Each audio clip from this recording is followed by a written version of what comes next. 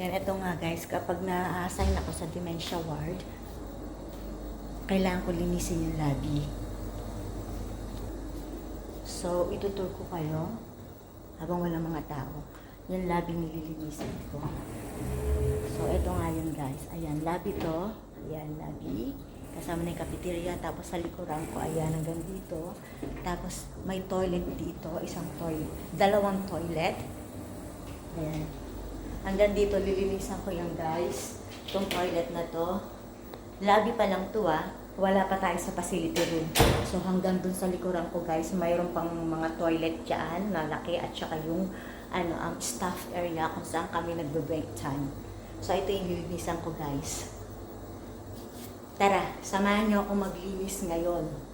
So papakita ko sa inyo pero hindi lahat ng kabuuan ipapakita ko sa inyo kasi nga bawal yun. Baka matanggal tayo sa trabaho. Pero gusto ko lang ipakaunawa sa inyo na yung pagtatrabaho bilang cleaners, huwag niyong ikahiya. Naintindihan niyo? Kasi yung pagod at bawat patak ng pawis natin, dolyar ang kapalit na ipapadala natin sa Pilipinas.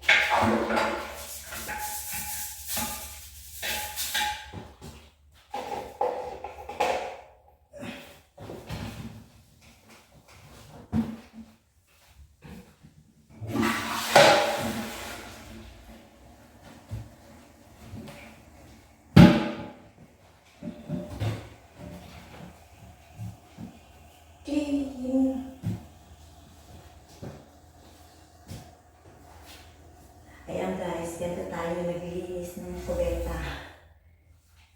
Pero yung paglilinis ng kubeta guys, sabi ko sa inyo huwag yung maliitin. Kapalit nito, dolyar. So ito guys, ito yung ginagamit ko din sa may CR. Kasi minsan yung CR, nang hinipata dito, kahit anong gawin mo linis, may naninilaw-nilaw. Pero magandang klase ito guys, ito yung ginagamit ko. Talagang puputi siya. So ito naman guys, ay yung fabric. Ayan guys, ganito yung ginagawa natin kung nasan din yung mga lababo dito, yung mga sink nila. Kasi yung mga dito, kera, maghugas sila ng kamay dito. So ayan, meron din ako kung makikita nyo guys, meron ako sinisilip to kasi baka maubusan para hindi tayo mapagalitan ng facility manager.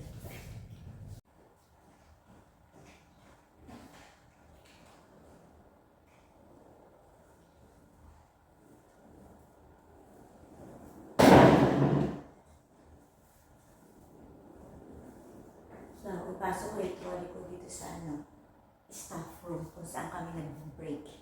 Ito hindi ko naman ito nililinisan, as in punas-punas lang. Ang mahalaga dito is itong basura. Chine-check niya. Pag gantong kalahati na siya, kailangan ko na siyang tanggalin. Tapos itong mga 10 cents to kasi, pwede nilang ibenta. Pag nakakalahati na, automatic kailangan palitan ko na. So itong kabuuan na to is pupunasan ko lang, tapos mop. Pag medyo malinis naman, di ko masyadong alam mo, punas-punas lang kasi minsan kailangan natin ng technique para hindi ka lubos na mapagod sa pag-aano dito. Ang laki ng lilinisin ko mga guys. Andito pa lang tayo sa may staff room tsaka pangalan nito, lobby. So wala pa tayo sa facility. So ayun nga, tatanggalin ko yung papalitan ko yung basura doon. Kailangan kong alisin yun kasi puno na siya. Kaya nga may nakalagay dito, sabi dito, ang pangalan nito, be considerate, please clean up after yourself. So dito naman yung mga kera, at saka ikaw pa natin Pilipino ng mga aged care. May mga, lalo na mga kapwa natin, may mga konsiderasyon naman talaga. Talagang kung saan nilang nililinis yung mga yan. So ayan. Pero may mga iba-iba naman na, alam mo na, medyo pag wala nakakita, iwanan na. So guys, ito yung last na toilet na lilinisan ko. So, dito pa lang tayo sa lobby. Pasensya na maingay kasi pag yung exhaust fan pag pumapasok ka dito sa loob ng kubeta, automatic maingay. So, ito na yung last. So, lobby pa lang ang lilinisan natin. Yung 5 lobby na yun, ay yung lobby na yung paikot, may 5 toilet yun. Toilet pa lang yun, di ba na? So, ayan guys. Maglilinis tayo dito. Last na to guys. Ito yung last na toilet na lilinisan ko sa lobby bago ako pumunta sa facility. Tatanggalin ko lang tong basurahan.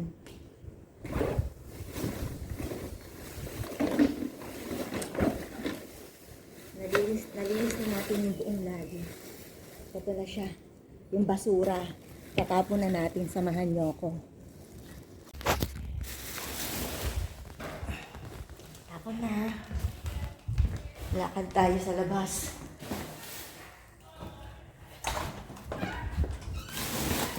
Push. So, medyo mainit dito sa labas. Tatapon natin itong basura.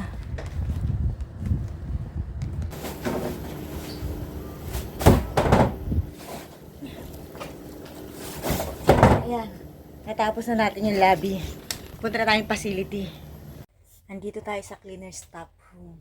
Kasi naubusan ako ng ito ng scrub free bathroom cleaner at disinfectant. Ito kailangan natin to. So kukunin ko to. Kasi kailangan ko to para palinis ng mga kubeta. Disinfectant. So ayan na nga. Tulak-tulak ko yung trolley ko. So bago tayo pumasok sa facility mismo ng Pyramid. So maglilinis muna tayo dito sa parang hall nito.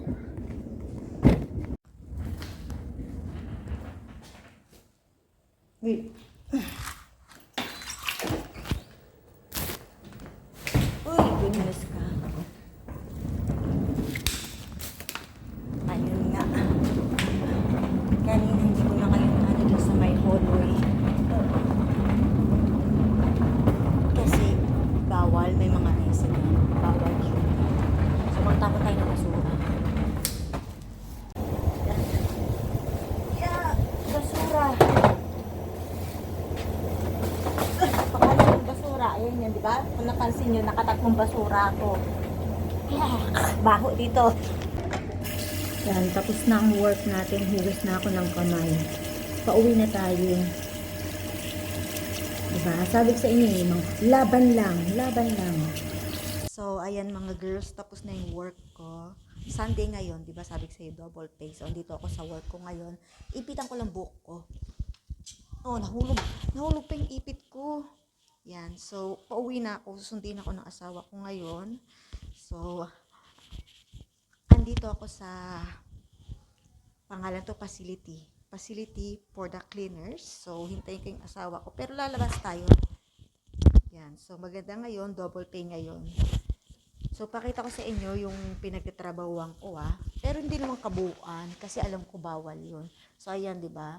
Ayan yung sinasabi ko sa inyo na trolley ko. So, ito yan. Cleaner's room yan. So, tapos, doon naman yung laundry area. Tapos, dito naman is yung sa likod ko, kitchen area. So, ayan nga. Kahit na yung inaplayan ko is paglilinis. Minsan, napupunta din ako sa, sa laundry area. Ganun yun. So, pero kinagandaan yun kasi charge to experience yun. Yan. Ito na yung lobby naman. So, yung lobby dito, guys, ito yun. Kapag napunta ako sa may, dementia ward. So, ito kailangan linisin ko din to. So, palabas na tayo. Yes! Tapos na ang ating trabaho. Yes! Yeah. Tapos na ang ating work. Tapos na ang ating duty ngayon. So, uuwi na ako. 'Di ba? Hintayin ko yung asawa ko. In a few minutes, andito na siya. Bye!